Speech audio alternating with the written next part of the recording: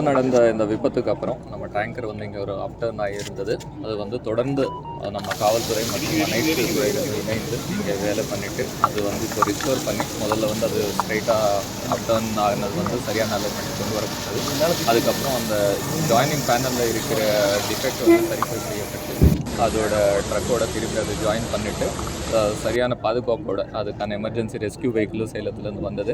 அந்த ரெஸ்கியூ வெஹிக்கிளோட அனைத்து சேஃப்டி டீம்ஸோட ஒரு கான்வாயில் இப்போ அந்த ட்ரக் வந்து திரும்பி பீலமேடியில் அவங்களுக்கு இருக்கிற ஒரு டிப்போக்கு வந்து அனுப்பப்பட்டது.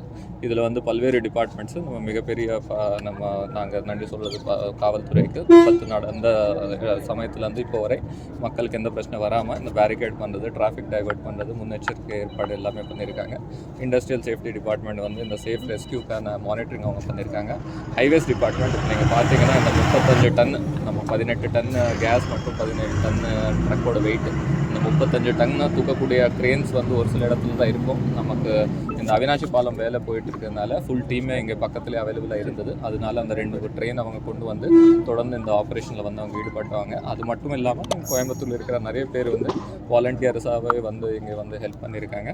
அனைவருக்கும் மாவட்ட நிர்வாகத்தின் சார்பாக இந்த நேரத்தில் நன்றியை தெரிவித்துக் கொள்கிறோம்.